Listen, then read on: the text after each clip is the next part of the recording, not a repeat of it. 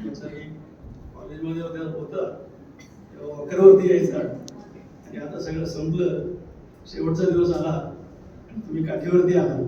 मला डॉक्टरांनी असं सांगितलं होतं की तुम्ही वॉकरच वापरायचं. तुम्ही जर आता काठी वापरलं तुमची बॉडी टिल्ट होईल आणि तुम्ही जेव्हा एकटे असाल तेव्हा तुम्ही वॉकरच घेऊन जायचं.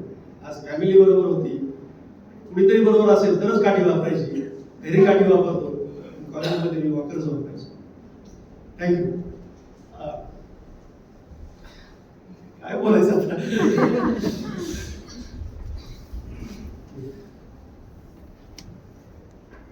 महाविद्यालयाचे आदरणीय प्राचार्य की ज्याला खरं म्हणजे मगाशी बोलले माझ्या मदतीची गरज नाही, तुम्ही असं सांगणे नाही असं ते खरंच म्हणजे सगळ्याच बाबतीमध्ये कॉम्प्युटर असल्यामुळे ज्ञानी होते, त्यामुळे त्यांना माझ्या मदतीची फार एवढी गरज लागली नाही त्याला. असो, रणजित पाटील सर, उपप्राचार्य निकम सर, तातोडे महाविद्यालयाचे प्राचार्य डॉक्टर वासुदेवन सर, माझे हितचिंतक मित्र director Tatode college A B. Patil sir, science फॅकल्टीचे इंचार्ज धमके सर, आपल्या महिला महाविद्यालयाच्या प्राचार्या डॉक्टर कदम मॅडम,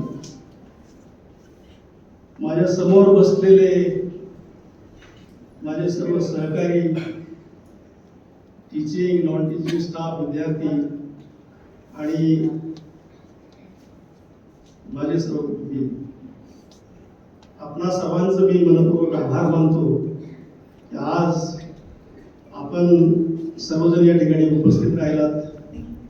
माझ्यावरती, आमच्या कुटुंबियावरती जो या ठिकाणी प्रेमाचा वर्षाव केला त्याबद्दल मी हृदयापासून आपण सर्वांचा मनपूर्वक आभारी आहे. आज एका संघर्षमय जीवनाच्या आनंददायी यात्रेच्या सेवा समाप्तीच्या निमित्ताने आपण या ठिकाणी सर्वजण आहात.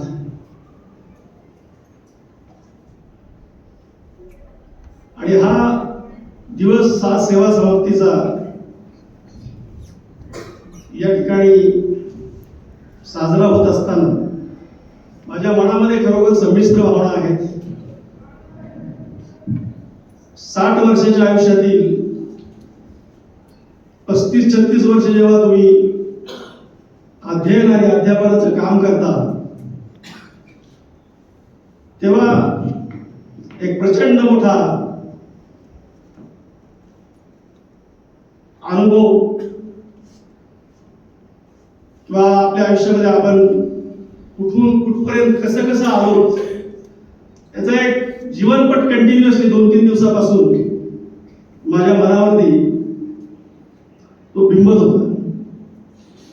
मी एक दिवस बसून घरी लिहिण्याचा प्रयत्न करत म्हटलं याच्यातलं मला काय बोलायचंय, काय आठवायचं. मी तुम्हाला सांगतो, तो कागद मी ठेवून दिला बाजूला. म्हणजे मला काही शक्य होणार नाही, 35-36 वर्षाचं सगळं कागदावर दिलंय, आम्ही जास्त काही करणार नाही. मला जे आठवेल माझं जे नेहमीच आहे, कारण मी बऱ्याच वेळा असा प्रयत्न केला, मला त्याप्रमाणे लिहिल्याप्रमाणे कधी बोलताच आलं नाही. वर्गातही नाही आला आणि आता इथेही येत नाही.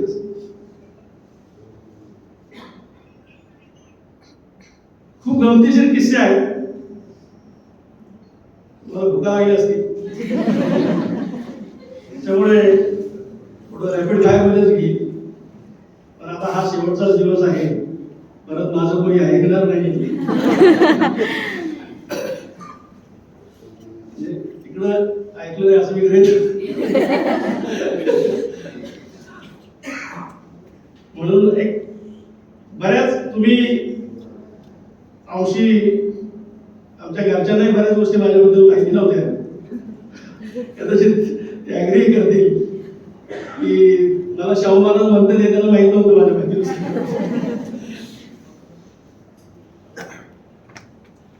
तर खूप गमतीशीर किस्से आहेत, छोटे छोटे सांगतो.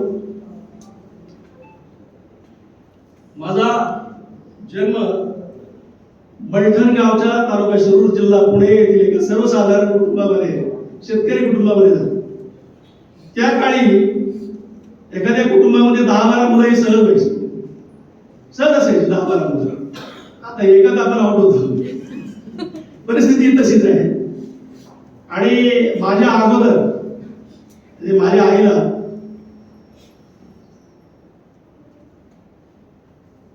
तीन मुलं आणि 2 मुली झाल्या. त्या तिघांमधला एक मुलगा एक्सपायर झाला आणि 2 मुलं आणि 2 मुली असे 4 मुलं त्यावेळेस होती.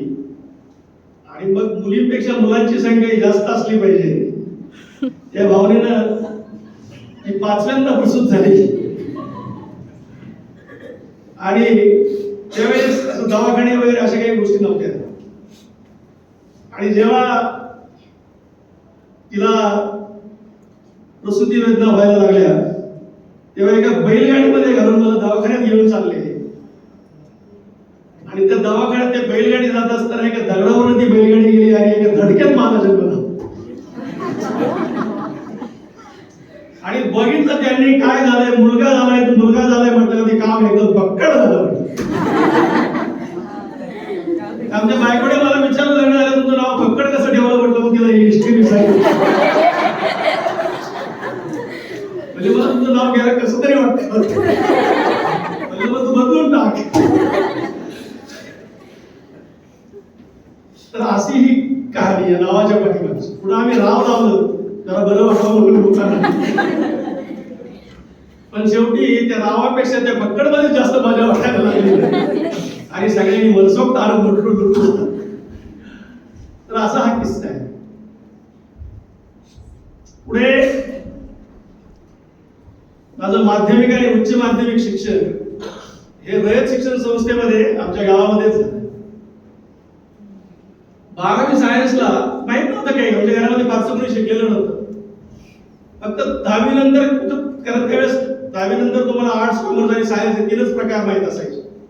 जरा कमी मार्क पडले की आर्ट्स घ्यायचे, मध्यम मार्क पडले की कॉमर्स करायचं, आणि जरा चांगले मार्क्स पडले की सायन्स करायचं, एवढंच फक्त माहित होतं. आणि आमच्या त्या विज्ञानाच्या कुलकर्णी सर म्हणून होते, त्यांनी आमच्या वडिलांना सांगितलं तुमचा मुलगा हुशार आहे, याला सायन्सला पाठवा. म्हणून आमच्या वडिलांनी आम्हाला सायन्सला पाठवलं. माझ्या बरोबर माझ्या गावातली अजून 2-3 मुलं ती सायन्सला आली. ते सायन्स मधलं कम्प्लिटली इंग्लिश मीडियम 11वीचं ते पूर्ण होत असताना त्या 11वी सायन्सला आम्ही 4-5 लोक गेलो. आणि ते इंग्लिश मीडियम आणि ते न समजणारं सगळं केमिस्ट्री वगैरे वगैरे सगळं गणित हे बघून ते सगळे माझ्या बरोबरचे सगळे लोक सगळे सोडून गेले आणि मला एकट्यालाच तिथं सायन्सला ठेवलं. गंमत सांगतो तुम्हाला, माझ्याही मनामध्ये एक वेळ असा विचार आला होता की सायन्स म्हणून आपणही जाऊ. बाकीचे डीएड बाकीच्या सगळ्या गोष्टी केल्या आणि गावातून एकटा सायन्स घेऊन कसा बसा मी 48.50% मार्क्स घेऊन मारायला उठलो. त्यात वैशिष्ट्य म्हणजे केमिस्ट्रीचे माझे मार्क्स होते 36.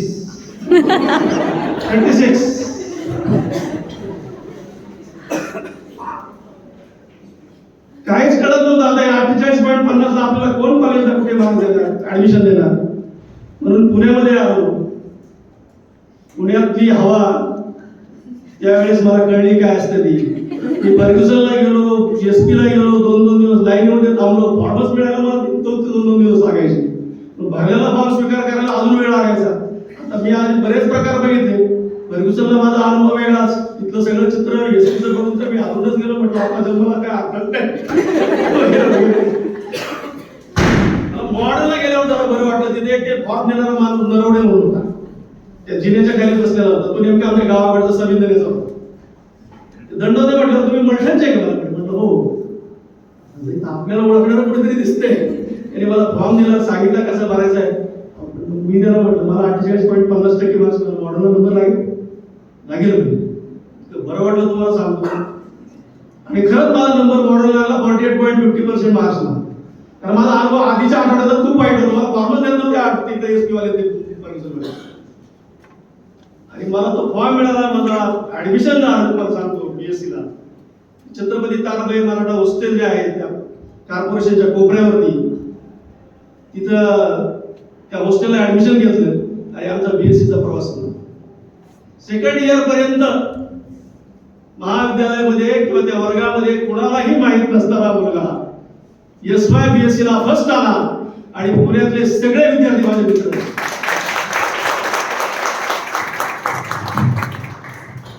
तेव्हापासून जी SYBSE पुण्यातल्या मित्रांची जी मैत्री जमली ती आज तागायत सुरक्षित आहे. मग पुढे आम्ही त्यांच्याच मित्रांच्या नातेवाईक त्यांच्या घरी जाणं वगैरे या सगळ्या गोष्टी करत करत पुढे आम्ही सगळा तो ग्रुप बराचसा विद्यापीठामध्ये MSc करायला आला. फक्त एकच ठरवलं होतं की पुणे विद्यापीठामध्ये MSc करायची, मग ती ऑर्गॅनिक मध्ये भेटेल किंवा इनऑर्गॅनिक मध्ये भेटेल. कारण विद्यापीठामध्ये MSc करायचं म्हणजे तो प्रत्येक कॉलेजचा टॉपर असतो, प्रत्येक कॉलेजचा टॉपर त्या ठिकाणी असतो. माझा नंबर ऑर्गॅनिकला जास्त मेरिट होतं, पण मला चालणार होतं की ऑर्गॅनिक असू दे किंवा इनऑर्गॅनिक असू दे. मी म्हटलं इनऑर्गॅनिकला जरी नंबर लागला तरी हरकत नाही, मी इनऑर्गॅनिक नंबर आला मी इनऑर्गॅनिक करेल, माझं ऑर्गॅनिक चांगलं मी ते तसंच करेल. आणि मग मी विद्यापीठामध्ये इनऑर्गॅनिक केमिस्ट्रीला MSc ला ऍडमिशन घेतलं. विद्यापीठातल्या hostel number 2 room number 15 Bobby shooting room ही माझी रूम होती, की ज्या रूम मध्ये बॉबी पिक्चरचं शूटिंग झालं. देसाई कॉलेज भुगळे सर आमचे माझे रूममेट, एक अमरावतीचे लड्डा म्हणून आहे ते एक रूममेट होते, 2 मारवाडी होते. तेव्हा मला खायचा काही फारसा प्रॉब्लेम आला नाही तिथे, तर त्यांच्या बॅगा काय भरलेल्या असायच्या आणि आमच्याकडे सगळं करणार काहीच नसायचं. मला कधीच अडचण झाली नाही. आणि त्यांचं सगळं बॅगेतलं खाद्य संपलं की त्यांच्या घरचे नेहमी कोणीतरी यायचे, ते परत पुन्हा भरायचं. आमच्या घरचे काही कोणी येत नव्हते कधी, मी जर गेलो तरच. म्हणजे असं चित्र होते. पुढे MSc झाली. तुम्हाला सांगतो MSc झाल्यावर माझ्याबरोबरचे जे मित्र होते काही ना कंपनीमध्ये सर्व्हिस केली, त्यांना नोकऱ्या त्यावेळेस पटापट लागल्या. माझ्या वडिलांनी सांगितलं होतं, म्हणजे माझ्या वडिलांचं शिक्षण 4थी पर्यंत होतं, त्याला आमच्या गावात सगळे लोक मास्तर म्हणायचे, कारण ते खूप कडक होते तसे. म्हणजे ते व्हेजिटेरियन होते, धार्मिक होते, त्यांच्या गळ्यात माळ असायची, एवढा मोठा फेटा असायचा. आणि ते गावातून चालले की जसं तुम्ही म्हणले की ते शाहूकार तुमचं एक बैल आम्हाला भीती वाटायची, तसं माझे वडील त्या गावातून त्या आठवडे बाजारातून चालले की मला कुठल्याही शाळेत आले की तो वडील दिसायचे. आणि गावातली जी काही जी म्हणजे आठवडे बाजारामध्ये लेझिम खेळणारी जी मंडळी असायची ती माझ्या वडिलांपासून 10-15 फूट दूरून जायची. ते घाबरत होते त्यांना. तर त्यावेळेस त्याला मास्तर, मला काय कळायचं नाही मास्तर कसे काय म्हणतो, पण मला ते म्हटलं की तेव्हापासून मला ते मास्तर शब्दाबद्दल कुतूहल होतं. आणि मग मी ठरवलं होतं की मला टीचिंग मध्येच जायचं, म्हणजे एक उत्तम टीचर बनायचं.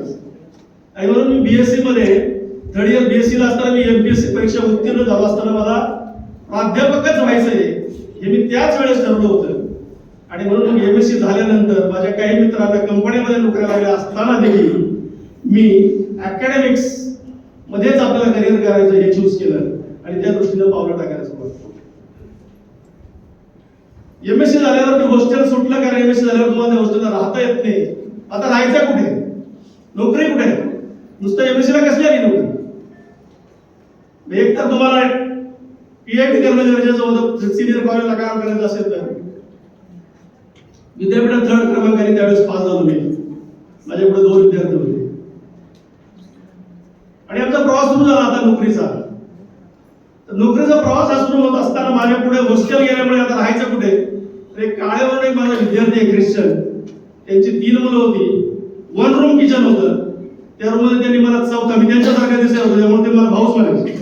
त्यांची फॅमिली तिथे जवळपासची त्यांची 1 रूम किचन मध्ये त्यांनी मला ठेवून घेतलं. मी 6 महिने त्यांच्याकडे होतो. त्यांची सायकल घ्यायचो, त्या गव्हर्नमेंट पॉलिटेक्निक कॉलेजची लायब्ररी तिथे बाहेर, म्हणजे अशी रस्त्यावरची लायब्ररी, तिथे पेपर वाचायचो, त्याच्यावरती पत्ते लिहून काढायचो आणि ते ऍप्लिकेशन करायला सुरुवात करायचो. तर असं सुरुवातीला काही काळ मी 6 महिने असं केलं. त्यांच्यामुळे नोकरी लागली. त्यांनी त्या चर्चमध्ये माझ्याबद्दल प्रार्थना केली त्यांनी, माझ्या मुलाला जशी नोकरी लागली तशी यालाही लवकर लागू दे. या सगळ्या गोष्टी मी अतिशय जवळून पाहतो. म्हणजे त्यांच्या घरातलं वातावरण पाहतो, तो काय काम करतायत, कसं करतायत, घरातली मुलं कशी आहे, फॅमिली कशी कोइशिव आहे, याचा खूप डीप परिणाम माझ्या मनावरती होतो. असंच करताना एकदा मी असं नोकरीच्या शोधत असताना एकदा त्या विद्यापीठाच्या त्या क्वार्टर नंबर E ज्यावेळेस तिथे शरदचंद्र भोसले रयत शिक्षण संस्थेचे सेक्रेटरी होते आणि त्यावेळेस रयतची जाहिरात आलेली होती आणि मी म्हटलं की चला रयतची जाहिरात आहे, आपण काही ऍप्लिकेशन करू आणि शरदचंद्र भोसले यांना भेटून दिले. गेलो मी तिथे बिल्डिंग ई मध्ये वरती 4थ्या मजल्यावरती शरदचंद्र भोसले राहत होते. त्यांच्याकडे गेलो, त्यांचं घर बंद होतं. खाली आलो, ग्राउंड फ्लोअरला BA कुलकर्णी म्हणून आमचे सर होते. दुपारची 2ची वेळ होती. मी सायकलवरून दमून घामाने डबडबलेला होतो, कारण माझं हेच काम होतं, काहीतरी नोकरीच्या शोधात राहायचं. त्यांचा दरवाजा वाटलं मला क्षणभर वाजवा की नाही, दुपारची 2ची वेळ सर झोपले असतील, मला ओळखतील की नाही. म्हटलं काय होईल फार सर रागावतील, म्हटलं ना एवढंच ना. मी वाजवली दुपारी 2 वाजता बेल, तुम्हाला सांगतो. सरांनी दरवाजा उघडला. उघडल्यावरती मी आतमध्ये येतो. गुड आफ्टरनून सर, म्हटलं मी तुमचा विद्यार्थी आहे. मला म्हटले मी तुम्हाला चांगलं ओळखतो, या सर या म्हणतो. मी आत गेलो, मला त्यांनी चहा पाजला, पाणी दिलं त्या ठिकाणी आणि मग नंतर विचारलं तुझं काय काम आहे माझ्याकडे. मी त्याला माझी स्टोरी सांगितली, सर असं असं आहे, मी MSc झालोय असं, आणि मला आता मी घरी काही जाऊ शकत नाही म्हटलं, आणि मला कुठेतरी नोकरी पाहिजे म्हणून मी इकडे वरती आलो होतो, पण ते नाहीच म्हणून, आणि सहज मला दिसलं तुम्ही, म्हटलं तुम्हाला भेटावं म्हणून मी तुमच्याकडे आलो. मग त्यांनी माझी विचारपूस केली. म्हटलं मी फार काळ नाही, म्हटलं मी असं राहू शकत, म्हटलं आता घरचे मला पैसे देणार नाही. त्यांनी विचारलं, त्यांनी माझी 3-4 वेळा परीक्षा घेतली. याला खरंच रिसर्च वगैरे करायचं आहे का, नोकरी करायची आहे का, माझी गरज त्यांना मी काय सांगितले, मी जास्त वेळ असं राहू शकणार नाही, मला नोकरीची गरज आहे. मला ते प्रश्न विचारला, तुला शिक्षण, तुला रिसर्च मध्ये इंटरेस्ट आहे. मला रिसर्च मध्ये इंटरेस्ट आहे सर, पण फायनान्शियली मी सॅक्रिफाईस नाही करू शकणार. पण त्यांनी म्हणे आपण एक मार्ग काढू म्हणे. त्यांनी एक मार्ग काढला. मला एका ठिकाणी यशवंतराव मोहिते कॉलेजला शिवाजीराव कदम ज्यावेळेस माझ्या गाईडकडे काम करायचे, शिवाजीराव कदम त्या ठिकाणी लिव्ह व्हॅकन्सी होती ज्युनियर कॉलेज. त्यांनी तिकडे शब्द टाकला आणि मला ज्युनियर कॉलेज यशवंतराव मोहिते कॉलेजला, पुणे विद्यापीठातून यशवंतराव मोहिते कॉलेज एरंडवणे, सायकलवरती मी तिकडे ज्युनियर कॉलेजला जॉईन झाल्यानंतर सायकलवरती जायचो. ज्युनियर कॉलेजला काम नाही केलं मी MSc चा क्वांटिट होतो, कारण MSc अॅनालिटिकल केमिस्ट्री त्यावेळेस सुरू झालं.